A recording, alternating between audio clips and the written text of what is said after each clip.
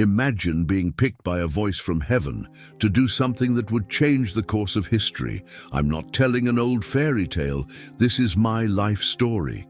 Abraham was born in Ur, a wealthy city near the Euphrates River in what is now Iraq. This is where my great adventure started. I was asked to do something great when I was 75 years old, when most people only want to rest. Why would an old man like me and my wife, who can't have children, be meant to start a country? And why would someone give up everything for an unreal promise? When I heard God's voice for the first time, He told me that He would bless me and make my name a gift to all families on earth. This made plenty of thoughts come to my mind. 12:3 in Genesis.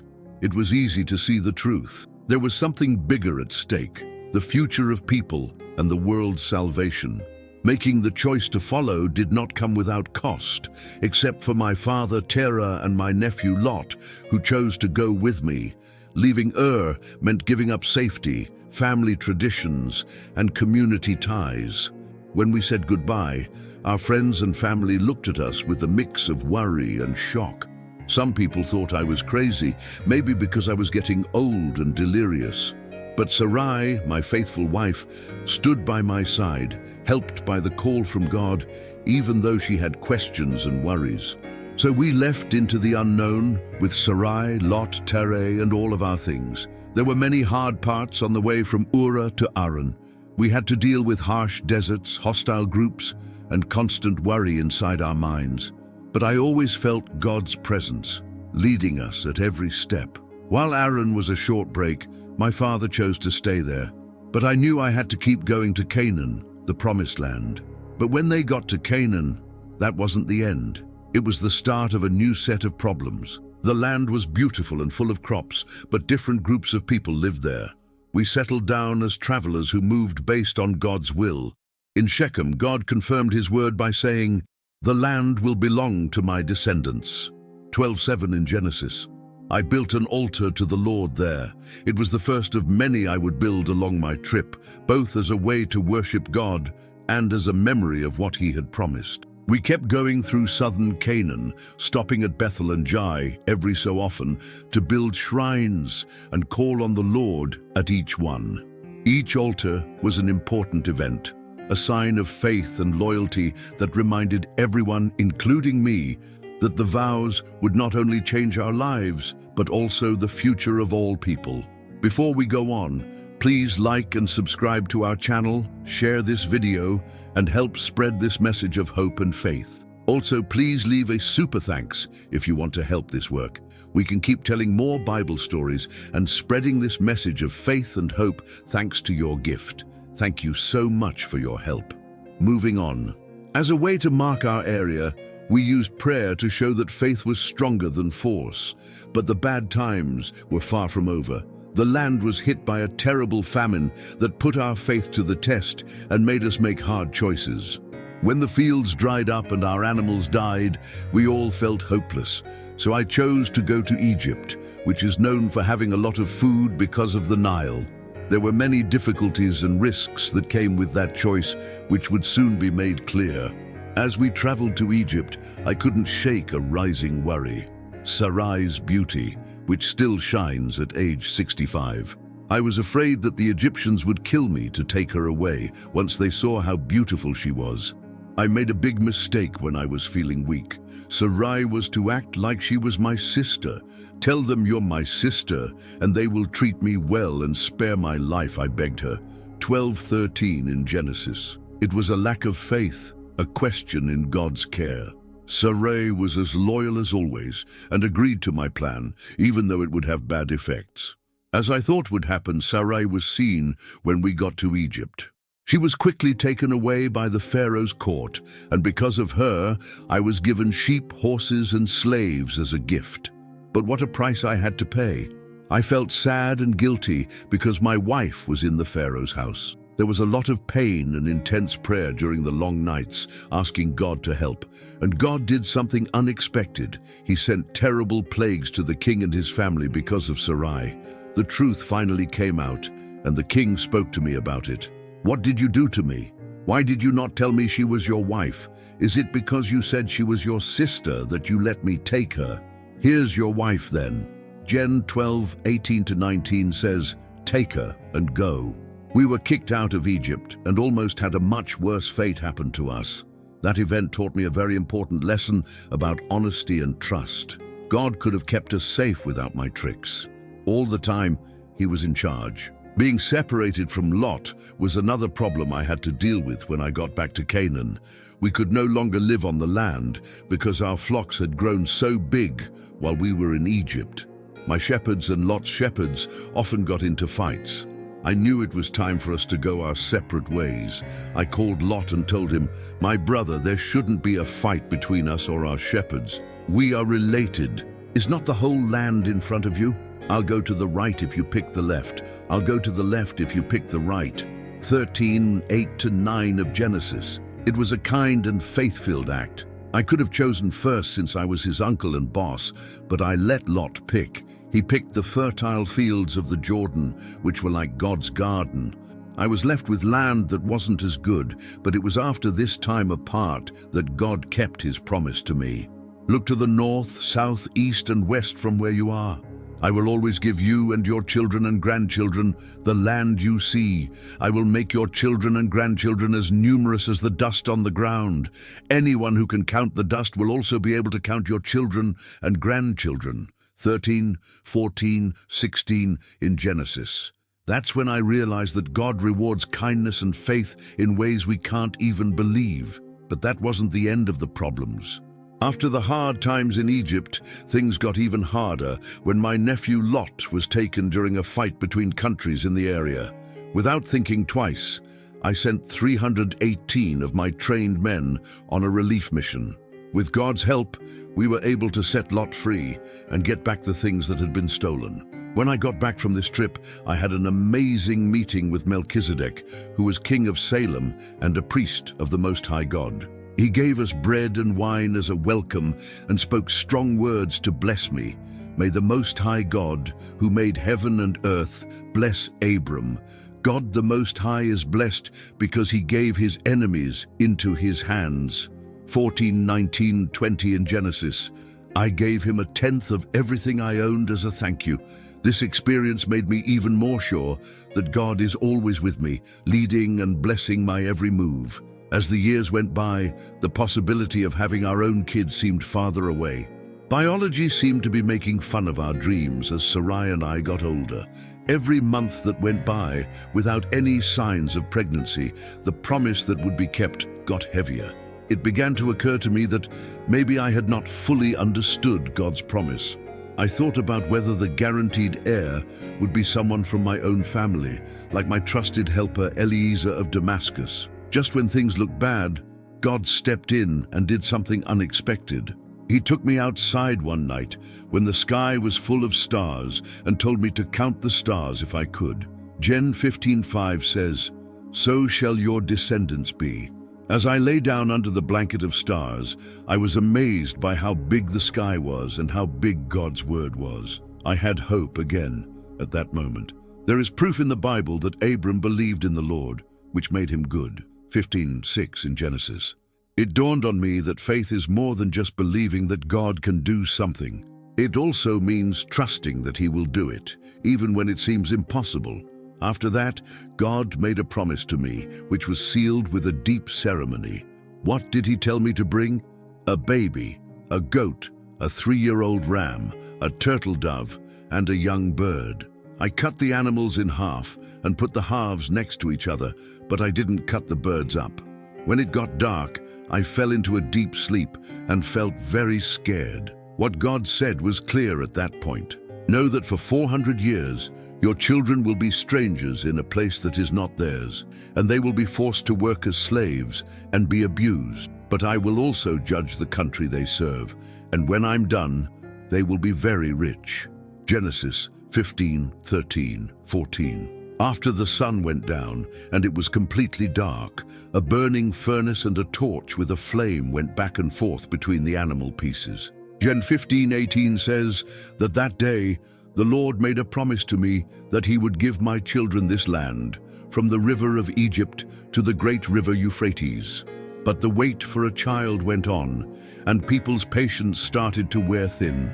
Because Sarai missed her kids, she came up with a plan that would change our lives forever. The Lord has stopped me from having kids. Take my helper. She might be able to start a family with her. 16:2 in Genesis. I wasn't sure at first, but the thought of finally having a child made me want to do it. I agreed with Sarai's advice and made Hagar, her Egyptian helper, my mistress. Soon, Hagar got pregnant, which caused new issues. The way our home worked changed a lot. As Hagar grew to dislike Sarai, Sarai became angry and blamed me for what happened. It got tense and angry, with lots of jealousy and anger. Hagar ran away into the desert because Sarai was so mean to her. Those were hard times, full of sorrow and disagreement. I learned that attempts to help God keep his vows on our own often cause problems and hurt.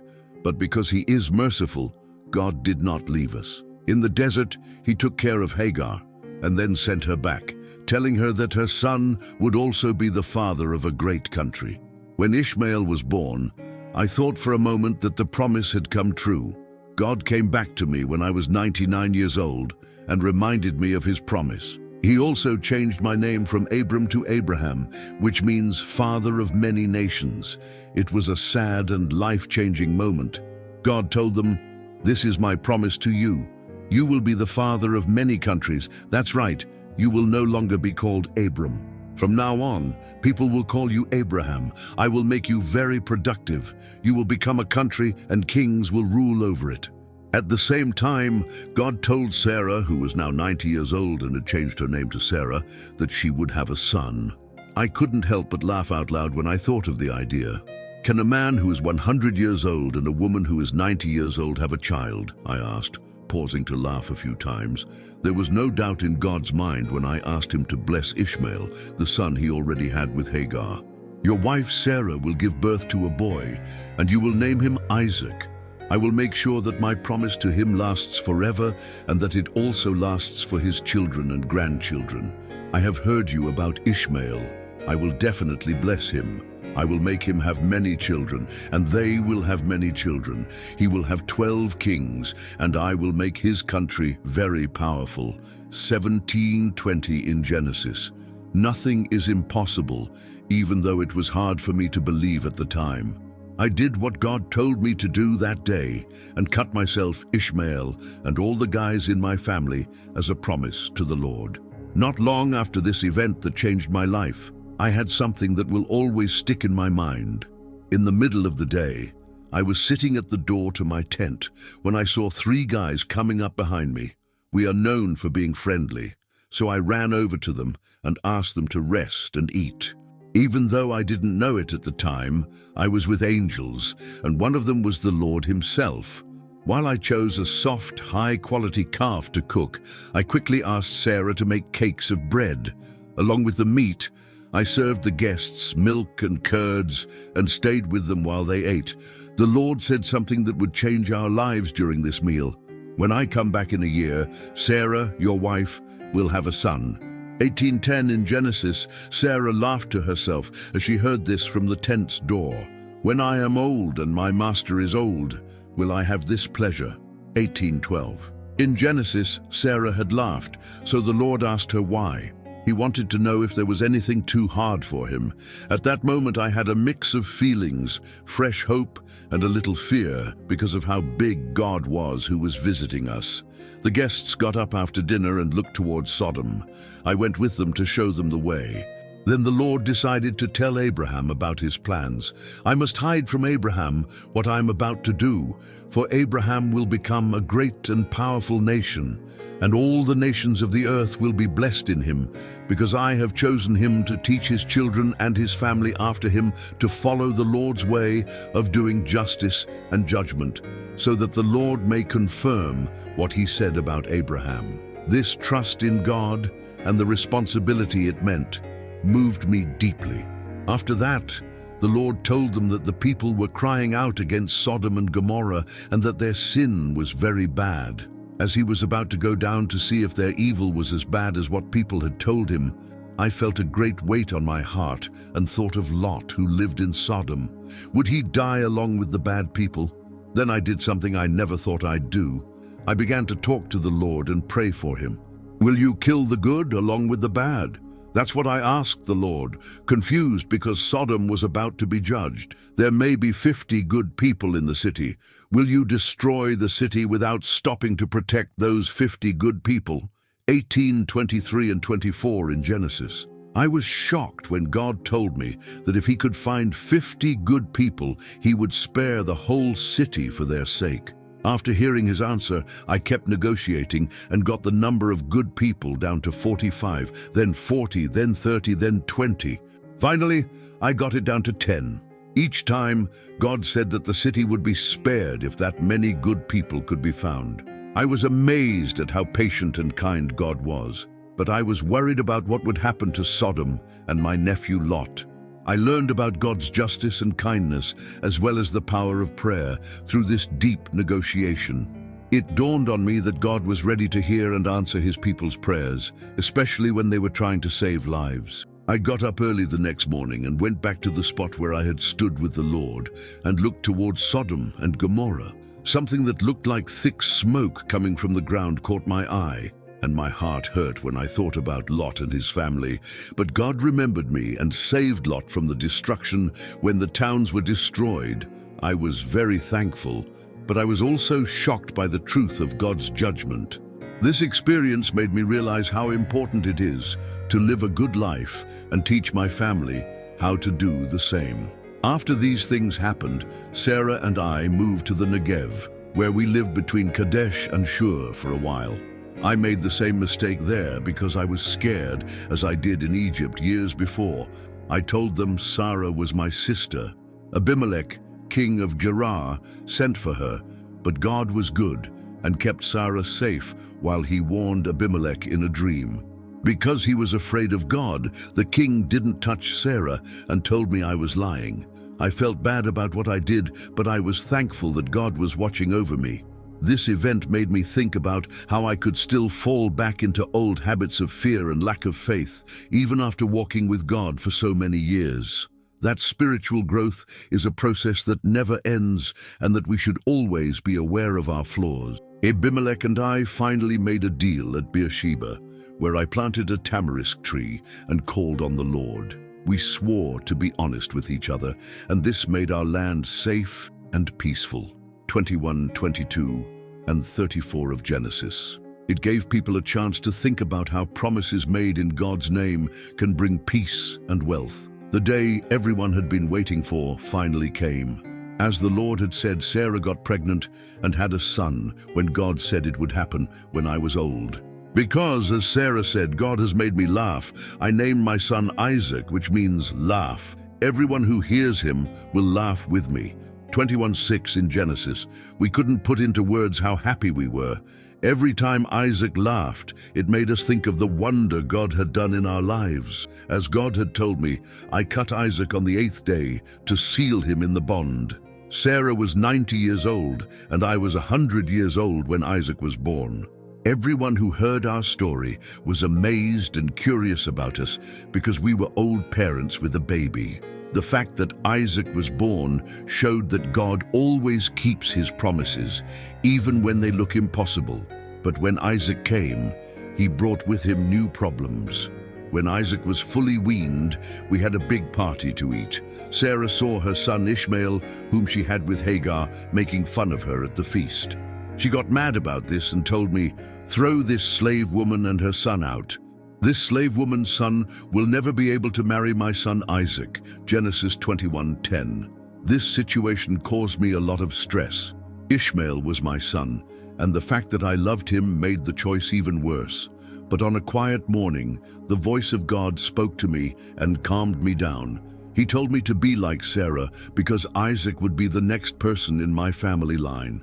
Because Ishmael was my son, God told me that he would also do well and lead a great country. I made sure Hagar and Ishmael had food and water before sending them into the desert. I was sad, but I trusted God's promises. It was a painful choice, but it taught me that following God could mean making hard choices. Isaac grew up healthy and strong over the years. He brought us balance and happiness that we hadn't felt in a long time. However, God had one more test for my faith yet to come. God's voice called me one quiet night, and I answered right away. Then he told me something that stopped everything. Go to the land of Moriah with your beloved son Isaac. There, burn him as an offering on one of the mountains I'll show you. Genesis 22:2. How is this possible? How could Isaac, the son of promise, be asked to give up his life? That night was long and painful, but when morning came, my heart was broken and I started making plans. I put things on my donkey, called 2 of my slaves and Isaac, and we set out for Moriah, which was the place God had told us to go. It was a long trip, and each step made us think about how bad what was coming would be. With no idea what would happen, Isaac walked with me. At the end of the 3rd day, I could see our final location. I left the workers behind and kept going on the trip with Isaac by myself. He had the wood with him, and I had the fire and the knife with me. Father, here is the fire and the wood, but where is the lamb for the burnt offering? Isaac asked on the way. 22:7 in Genesis. The truth of his question made the pain in my chest worse. I answered him, trying not to show how sad I was. The lamb will be provided for by God, my son. 22:8 in Genesis. As soon as we got there, I set up the altar, placed the wood, and put Isaac on it while my hands were shaking. Then I grabbed the knife and got ready to do what God told me to do. My heart broke with every step, though. A voice from heaven broke the silence just as I was about to move on. "Hey, Abram, I'm here." I answered right away. The voice then told them, "Don't touch the boy, don't do anything to him.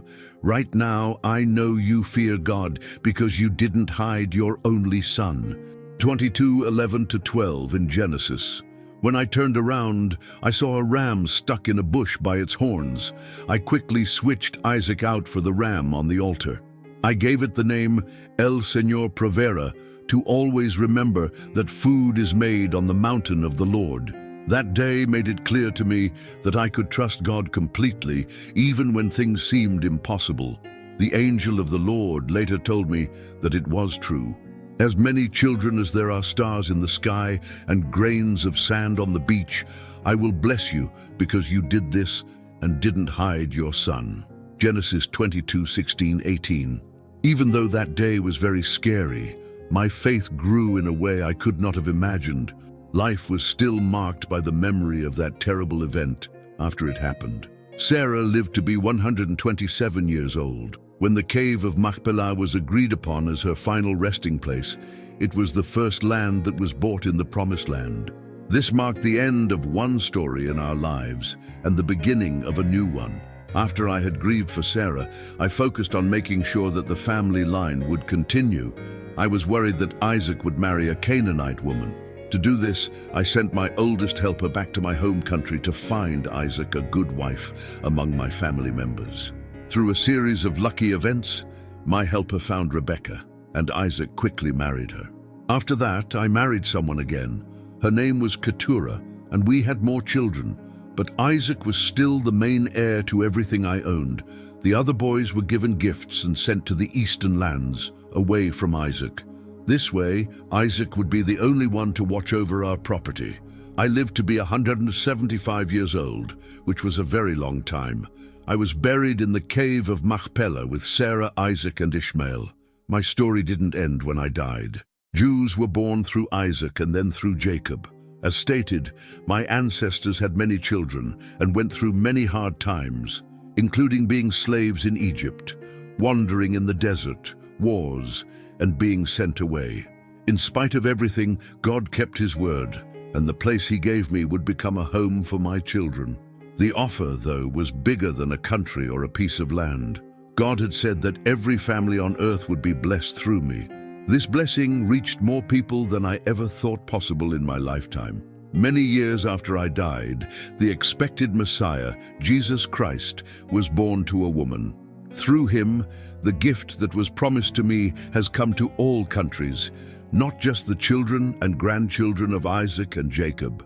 It has come to everyone who shares my faith. Not only Jews, but also Christians and Muslims all over the world now call me the father of faith. A lot of people look up to me and my faith journey because it shows them that believing God, even when His promises seem impossible, can lead to gifts we can't even imagine. Faith is not having any doubts. It is having the guts to accept, even when we don't understand. I had doubts and tried to help God keep His promises on my own, but I learned that God's promises are always true, even when they don't seem possible. His loyalty is based on His kindness and love that never changes, not on how good we are. I also learned that when we obey, even when it's hard, we open the door to benefits that last for generations. When God told me to leave my home country, I had no idea how that would affect my life. Since He had told me not to kill Isaac, I didn't understand how that could fit with what He had said. God was telling a story I couldn't understand through every step I took to follow Him. There have been ups and downs in my life, times when I had a lot of hope and times when I was weak. There were times when I lied about Sarah being my sister, or when I didn't believe God's word and had a son with Hagar, but God was still true. Even when I failed, He didn't give up on me. Instead, He kept shaping me and taught me to trust Him more. One of the most important things I learned was about who God is. He is not a cold and impersonal being. He is a personal God who loves His children very much. In spite of our flaws, He hears our prayers and is ready to walk with us every step of the way on our faith journey. The time I prayed for Sodom and Gomorrah showed me how forgiving God is and how willing He is to hear His people's prayers. When Sarah left, a new part of my life started that was all about planning for the future of my family. Because I knew it was important to keep the bloodline pure, I told Isaac he shouldn't marry a neighborhood woman. So I sent my most loyal helper back to my home country to find Isaac a good wife among my family members. By some miracle, he found Rebecca, a young woman who agreed to be a part of our story. After that, I married Keturah again and had children with her, but it was clear that Isaac was the one God had promised. I gave him everything I owned and sent my other boys east, far away from Isaac, with gifts so that they wouldn't fight with him again.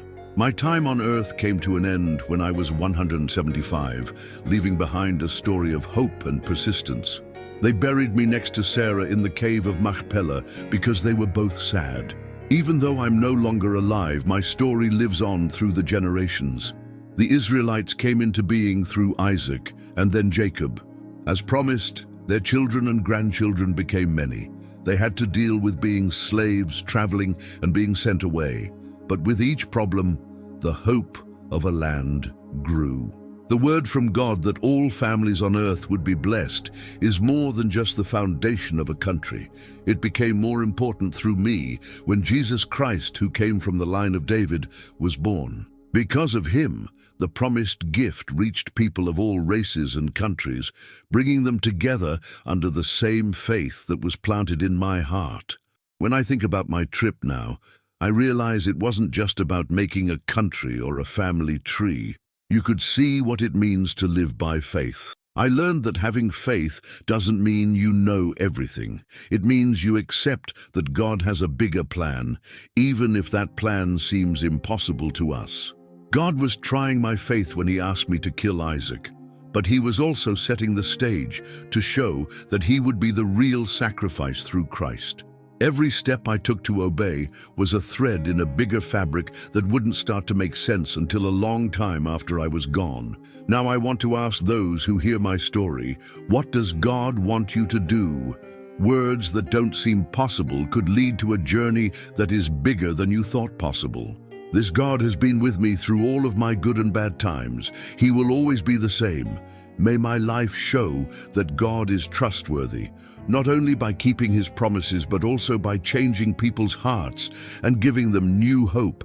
Do not be afraid to take a step of faith. The same God who walked with me will also walk with you, so get up and answer the call. You are about to start a journey of faith that is not only yours, but also a part of a plan from God that goes beyond time and space. Don't forget that God can make anything possible. He is able to do a lot more than we think or ask. This truth should make you want to have a deep faith that matters. We hope this story has made you feel something and made your faith stronger. You can keep reading about amazing trips like this one by subscribing to our channel and activating the bell that lets you know when we post new videos. Come join our church group and be a part of this great story of redemption. Thank you for following us to the end of this incredible story. See you in the next video. May God be with you always. Amen.